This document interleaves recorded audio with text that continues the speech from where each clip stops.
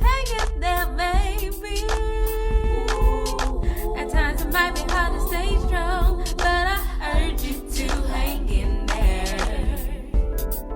We can be, but we won't break. Don't be afraid. Hold on, baby. Will you hang in there? Hang in there, baby.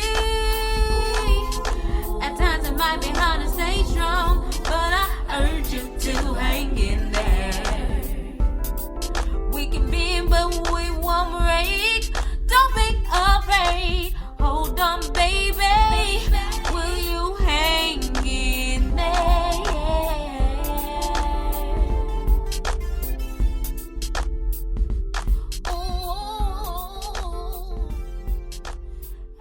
Word.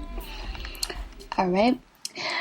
You are listening to another episode of You Weren't Expecting That. I'm Miss Cooper. And I actually have like a special guest with me today. I actually partnered back up with an old friend of mine who is also part of the Onist Words group, Mr. Jonathan Duhon. How are you, sir? I'm good. How are you? I'm doing well. Excellent. So, I had to interview you because we had a discussion last week and you brought up something that kind of amazed me and kind of, intrigued me at the same time. But you called yourself the woman whisperer. Well, yeah, because a lot of people, they look at me or they talk to me, or we may have certain conversations, and, they'll use the term, you're a womanizer, or that you're a player. And so, I totally disagree with those terms, but to continue to stay light and have fun with it, I just say I'm a woman whisperer, not a womanizer nor a player. And so, that's from.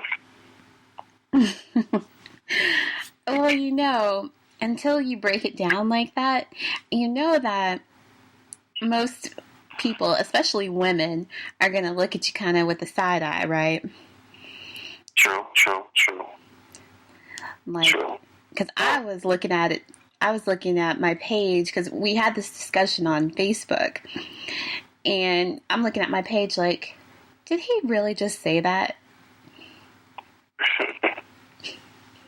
Well, whenever you think about like the term whisperer, or the way people, whether it's a dog whisperer, whether it's an animal whisperer, all it means is just someone who has the ability to almost like communicate, to adapt, and to relax a situation or the other entity, and that's really all that they do. It's not. It doesn't have a connotation of this ability to play or this ability to mess with the mind, but just be able to make the other part or whatever they're dealing with comfortable and relaxed. So whatever communication needs to be transferred from one person to the next can happen. Okay. So that's the reason why I say I'm a woman whisperer, because I know how to talk, and I can understand, I can empathize with the woman enough to make her relax and calm down and talk to her. That's all. Okay. Hold on right there for just a second. So, are you saying basically that you are more sensitive to a woman, to where she confides in you more than she would to another woman? Actually, yeah, you could definitely say that. To another woman or to another man. I'm not saying like over anybody, because the world is a big place. There's a lot of people.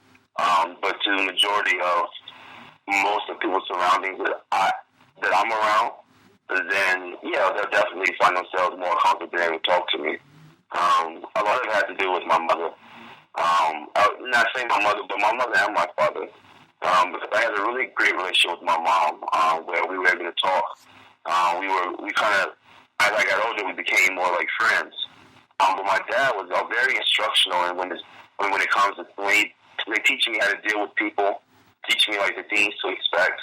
And so just being able to like use both of those experiences, really take them to heart. You realize that dealing with people, the problem usually comes from our ego.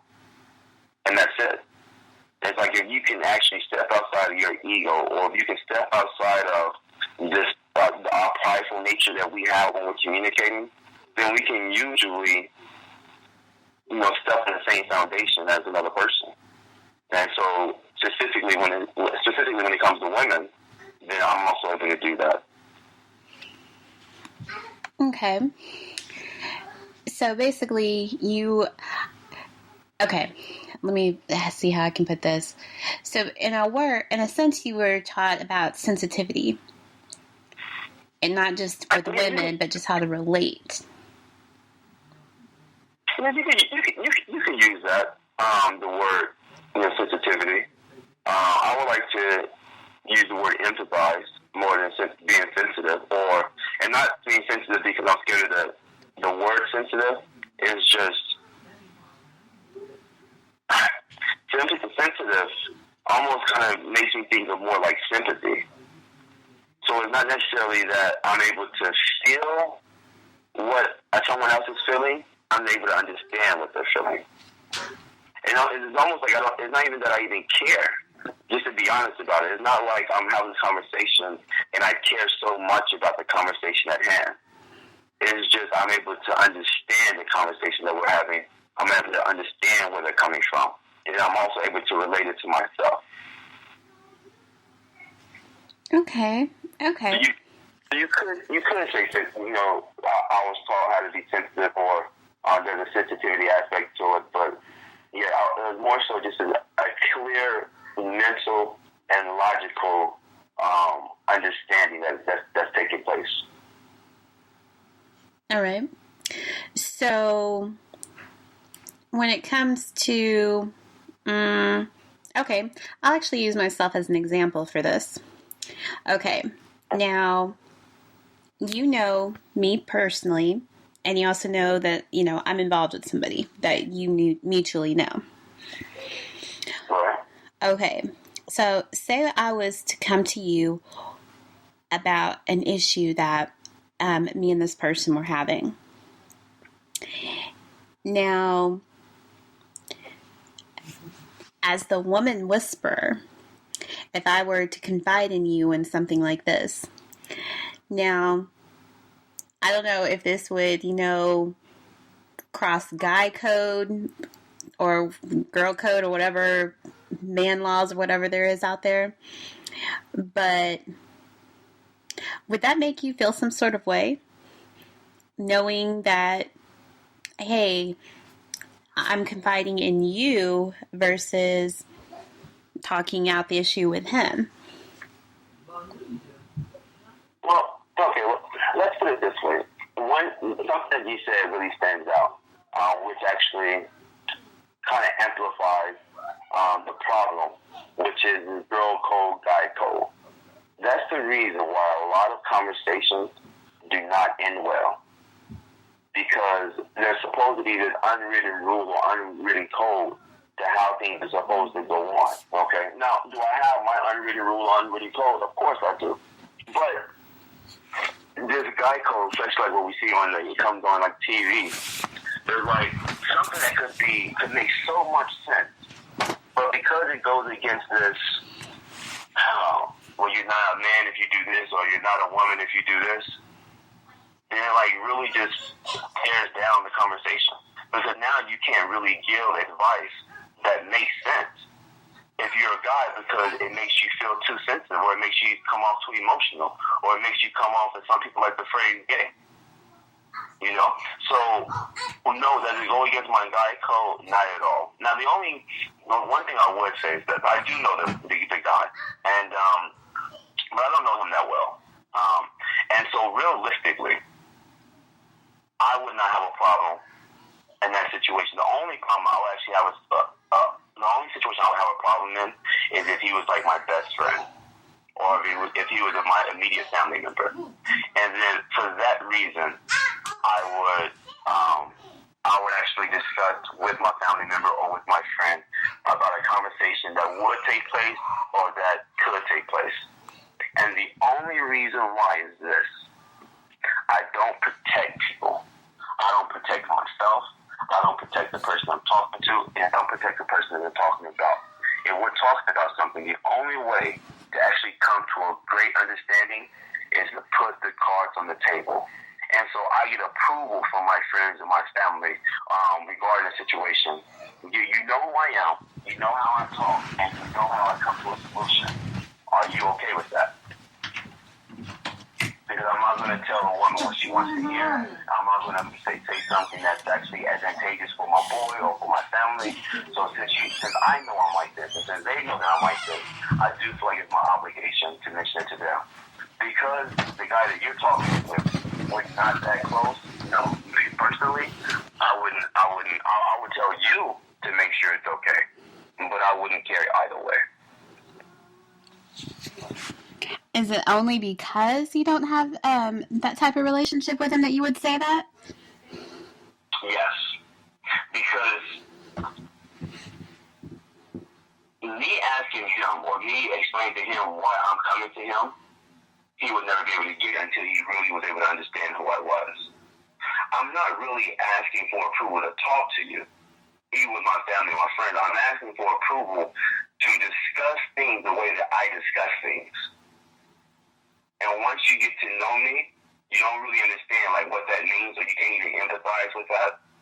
But I know the people who do know me, then they'll actually make a good judgment on, yeah, you know what, it's okay, go ahead and do this. Or it's not okay to do this. If I ask someone who doesn't really know me, then they're only going to answer them for the most part in the terms of their ego. Which is, no, man, she needs to talk to me, or no, we can work this out. And it's like, well, that's not really my concern. Okay. And that makes sense, though, too. Now that you've explained it that way, because me personally, I don't get into the guy code, well, man law, woman law. I don't do any of that. In fact, I am not ashamed to say this, but at my ripe old age of 30, I still don't know what all of it is. So some people have actually had to... No, I'm kidding. Hey, you're older than me. I didn't reveal your age. I know, right? Yeah. But, yeah, people still have to explain that to me. And I'm like, really? So I'm not really supposed to say this or that or do this or that because this is a girl code or guy code? Really? I didn't know that. So... Yeah. I still have to. I have to ask for clarification on stuff like that. Like I feel like such a dork when I really do. Yeah, I was thinking that with my missus the other day, and we was watching the ESPYs. And we're watching the ESPYs, and there's a guy that I know from Oklahoma City. There's a black guy. He was sitting there, and he has like these crazy looking eyes, right? Mm-hmm. And so I was like, I know this dude, blah blah blah. And she's like, which one? I was like, the dude with the crazy eyes. And she was like, oh, yeah. And I said, yeah. I said, actually, he has sexy eyes. But I can't really say that. But a guy can't say that. A guy can't say, oh, this dude got some sexy eyes. That's gay. I said, so whenever you hear a dude who says, oh, man, this dude got some crazy eyes, he's basically saying, well, another one was there. Somebody said, yo, this dude got some eyes that really stand out. And it's like cool as hell. But it can't come on like that. So you got to say crazy eyes. But it's not. It's crazy. It's like, nah, these eyes were a girl be looking at. And the dude seems like, nah, those eyes, well, that's all the weird looking eyes. See, once again, it's even hard for you to even say those some sexy eyes. But that's all people are saying. You know? So it's like, that's the kind of guy code, girl code stuff that I'm talking about. You know? Like, my catalog is really nice, so I'm really comfortable with my masculinity. But, so I like to kind of inform people of like stuff like that. It's those small things that although you kind of know it if you think about it, a lot of people don't even think about it. I didn't. See, I just learned something right there because I didn't know that. Oh gosh, and you know what? My boyfriend, when he probably listens to this later, he's gonna be like, "Really, you didn't know that?" Exactly. Hey, you live and learn, right? Okay. Well, you know what? I'm going to actually get your take on something right here. And as the woman whisperer, I want you to basically decode the situation for me, okay? Okay, so I posted the question on my Facebook page today about if your significant other asks you to end a friendship. So I'm kind of like asking you kind of like in a swami sort of sense, like what should be done about that situation? Well, I guess the first question has to be asked is why are they asking you to end the friendship? As to why? Yeah, it's like that's a relationship question that always has to be asked.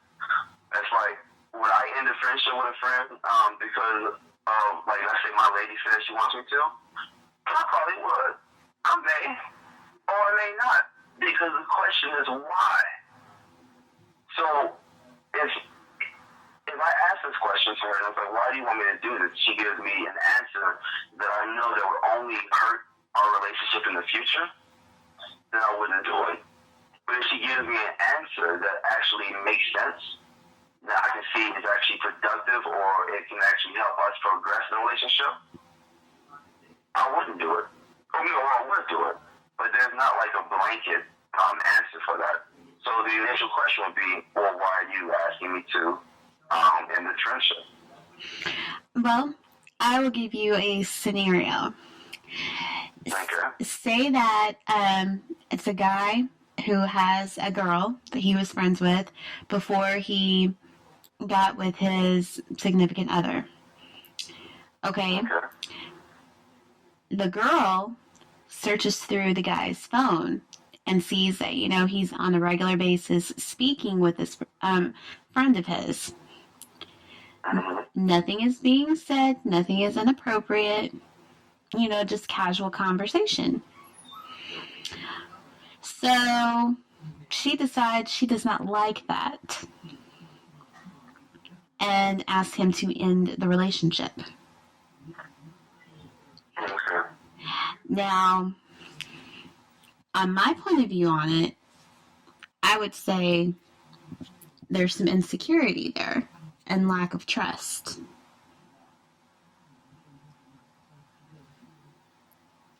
But here's the thing before I say lack of trust, because before she was looking through the phone because this guy gave her permission to look through his things, gave him access to his house, gave him full access to everything. He had no secrets. But she sees this and is like, I don't like this. So, what's your take? Well, before I answer that, let me preface my comments with this. Every single woman says that she will leave her man whenever he cheats. But many or very few hardly ever do when the guy initially cheats. Okay. The reason why I say that is this, because what I'm going to say, to some it may make sense, to some it may not make sense. But I'm not talking about a person's emotion, I'm not talking about an ego. But I'm talking about what actually works for long-term situations, okay? Mm-hmm. So, I'm going to speak from a guy's standpoint on how I would handle it if I was him, not necessarily what should be done. But the reason why I preface it with that comment is because many women may say, well, if you was my man, you wouldn't be able to do that. And it's like, be quiet. And I hate to hear it. It's really be quiet. It's not shut up. But it's just be quiet and listen. Because of one particular reason, we are all so similar. If you can get a baseline of a certain way to operate, we're really affected very similarly when it comes to emotionally, mental, depending on how people deal with stuff. If you're fighting back and forth and somebody fights with you, you know what? You're probably going to keep fighting. But if somebody stops fighting, you're eventually going to phase out like fire. It doesn't mean that you're special. It doesn't mean that you're crazy. It just means that you're a human being, and you're for the most part going to operate and act like another human being. Okay. With that being said, if a woman came to me under those situations, then one, I would have to check myself. I would have to ask myself, have I been doing something to make it seem like this is a bad thing? Like, is he talking to that woman whenever, like, his girlfriend is in the bathroom and then when she comes out, he hangs up the phone? Like, that's a problem. Or is he texting her whenever it's like, if she asks who you're texting, he says, oh, I'm texting Michael. Or texting, Trevor. The funny thing is that these situations right here, if they're not nipped in the bud within the first month or 2 months, then you're going to have a whole different problem. The way you act about it shouldn't change. The way you act shouldn't change, but it will. But if you don't handle it in the first month or 2 months, then you're going to run into a problem. So the first thing to do, if you're within the first beginning of your relationship, whenever this woman calls me, I'll let my significant other know. Even if she don't want to know. Whenever this woman texts me, I'll let my significant other know. Even if she don't want to know. Even if she acts like she's getting upset. I do it in the first couple of months because we are so caught up in trying to impress the other person, I can initially start to desensitize it to the fact that I do have a female friend that I'm going to talk to and get to know. And because she's so caught up in acting like she's not me or acting like she's not this or not that, then she'll actually get used and accustomed to dealing with me talking to the significant other. So once I do that, let's say 2 or 3 months go by, I don't want you to have this friendship. I don't want you to continue this friendship. Well, a lot of times what happens is you either have a guy who gets upset and gets defensive. You've been knowing this whole time. Why are you acting like this? Blah, blah, blah, blah. On the other hand, you may have a guy who is like, well, are you sure? Are you sure you don't want me? She's a friend. Okay. I'll tell her. All right. Both of these are wrong. Both of these are wrong. But however you give it to your woman, that's how she's going to eat it. So whatever you say, baby, I'll stop it, I'll cut it off. Okay, boom. Then she's going to feel like she has the right to cut off any relationship or any situation that you have that she doesn't like. If you get really, really defensive about it, then she's going to think that she has some reason to not trust you. So even if you are trustworthy, even if you are right, now you got this whole ball of stress going on in your relationship that shouldn't even exist. Whenever your woman comes to you and tells you, hey, listen, I don't like this, blah, blah, blah, what's going on, boom. You sit down with her, and you adjust one or two things. There's a whole bunch of things in relationships that we don't like. And in a relationship, it's all about really coming to an understanding. This woman right here has no bearing on you. She has no bearing on what's going on. And if the amount that I'm talking to her isn't right, you know what? I will make an adjustment on that because I can't understand where you're coming from. I do know that if you were talking to a guy that's often talking, it would bother me. But you also have to understand that this person's been in my life a lot. And this person's somebody that I trust and I respect. There are certain things, there are certain times where I'm going to need help with something and I'm going to need to count on this person. The same way if you have that, I got to be able to trust you. So my question to you, baby, do you trust me? Yes or no? Because if you don't trust me, then we have a whole other problem. Do you trust me? If the answer is no, then you got a whole other problem, and you talking to your friend or whatever, y'all should get to that like later on. But if she says yes, she trusts you, then this is when a guy has to check himself. Because she might have a friend that she hasn't talked to, and who has been hitting her up. And just because she's so weird about you doing it, even though she doesn't have anything bad with that person, she stopped. But now he might hit her up, and she might answer the phone. What are you going to do now? What am I going to do? How am I going to respond to that? And so that's when you got to let your ego go and understand that from that point on, communication is key. going to do this, but I'll make sure I respect you and I'll let you know exactly when I do talk to her and when I do text her. If it happens to you, blah, blah, blah, it's okay to come to me. I'm not going to blow up and I'm not going to fuss at you and I'm not going to go crazy at you. And from that point on, you have a foundation where you and your woman can build.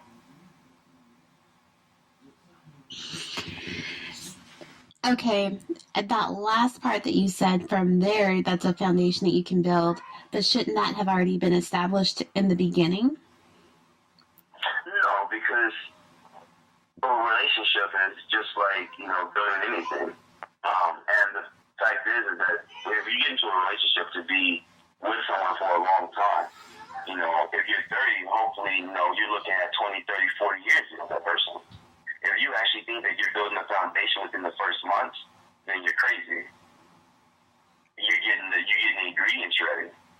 You're getting what you need to build this foundation. And it takes years to build that foundation. Some relationships don't even make it to the foundation being built.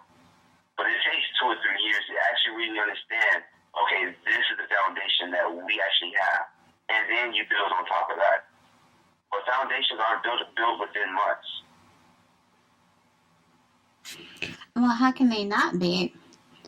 Because, honestly, you have to start somewhere in order to progress, through those different types of, a relationship.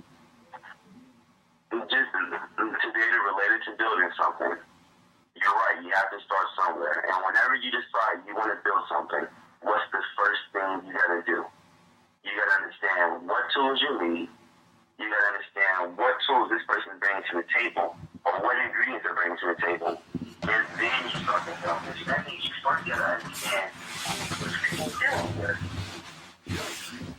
How are you going to build something and you have no idea what materials you're going to use them, or what materials that's right there at your disposal? You can't.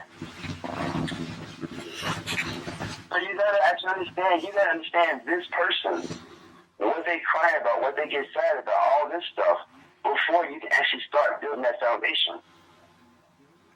It goes along with the whole period of, I just met this person, I wanted to make sure I put on my makeup, blah, blah, blah, blah, blah. Well, once that person stops trying to look good for you every time they see you, that's when you get to understand that person, what they really care about. This person, if y'all listen, every time you meet someone and y'all start talking, let's say you're 2-3 months into it, those first 2 or 3 months is not that person. It's a representative. It's what they're giving you to bring you on board. It's like it's their pitch. That's all it is. After the pitch, then you actually start to meet that person. When that person starts letting you know, yes, I'm sad, or I'm happy, I'm emotional on this. And it actually can coincide with a physical. This is going to sound so weird, but it's just the truth. Because so many things work on similar principles, the same time you're around somebody and they start taking dumps in front of you, or they wake up and they immediately brush their teeth and when they're next to you, or they do stuff and you're just like, man, that is so freaking nasty. That's when emotionally they start opening up at the same exact time. But until then, their representation is not just representing themselves physically, it's representing themselves emotionally and mentally and spiritually just to get you there. And once you're there, then you get to actually start building that foundation. Oh my gosh, you know what? That logic totally made sense, even though you had to use the gross manner in order to do that. It really did. Sometimes the things that it's like,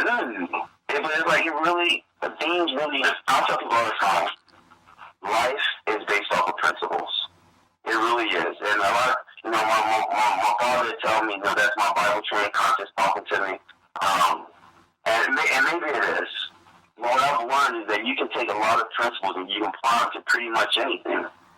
And whenever you can do that, then it's all about getting past all the surface stuff Getting past all the stuff that makes us, our uniqueness. So we're all unique. We've heard this story all the time. Oh, you're unique in your own special way. You're this and you're that. You're this and that. When you get past all of that, we're just humans. And the same way, my dad, he also told me as I was 12, when we was buying a car. Now, I was asking about a sales. I was like, how do you know that this guy is going to do this? And this is what he laid on me that I use as my foundation today. We all have one nose, 2 eyes, 2 ears, 1 mouth, 10 fingers, 10 toes. We're all built on the same physical foundation. So why would we think that we're built on a different emotional, mental, and spiritual foundation? No, it goes back to the foundation. It goes back. I'm not saying we're all the same, but you can pretty much, when you get to learn somebody, you know what? They might remind you of somebody else that you met before. Why? Because that's a similar foundation that they're built on. So you may not be the same as Jane, but you might be the same as Marissa over there. Once you get past all the fluff. But when you first meet somebody, that's all you're dealing with is fluff.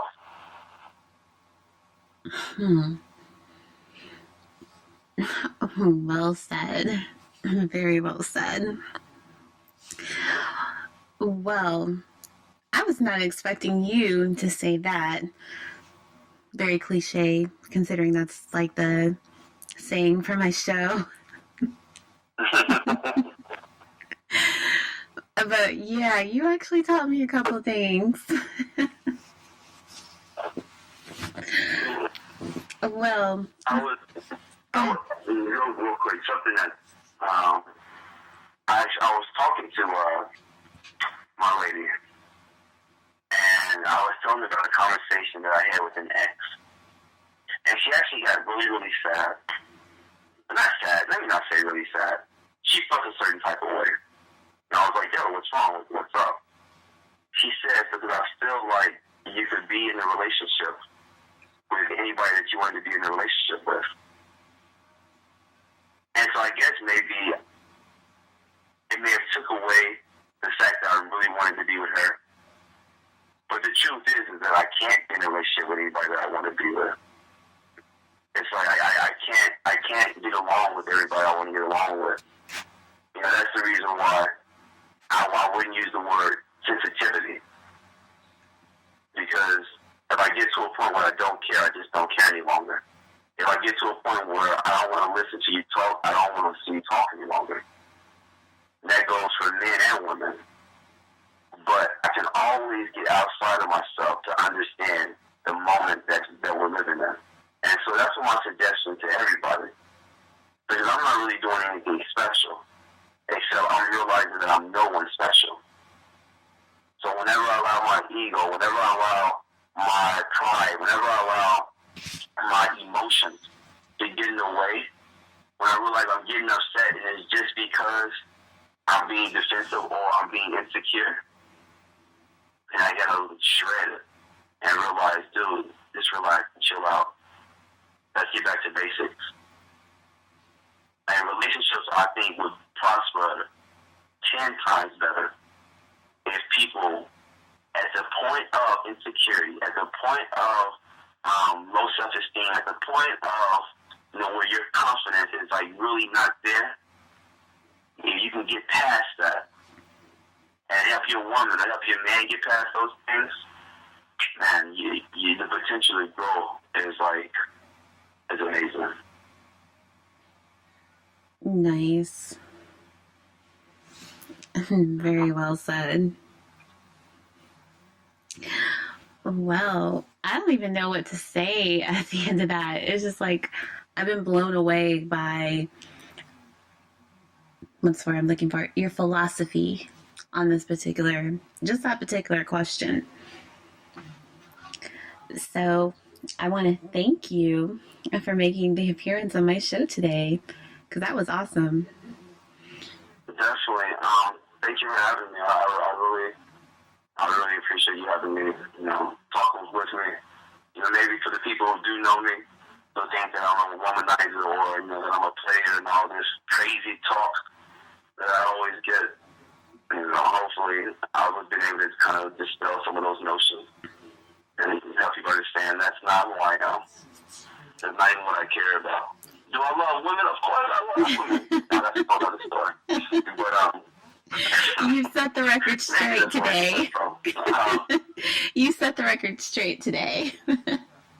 I tried to, I tried to. Well, you know what? After all of that, yeah, it kind of make it hard for me to give you a hard time about it like I normally do. Because if y'all could hear how I talk to him outside of the show and stuff, you'd be like, really? But yeah, he kind of set the record straight for me too. She gives me a hard time. She gives me a hard time. She makes me feel really like I'm this dog sometimes. And it's like, no, I'm not this dog. I'm not this dog.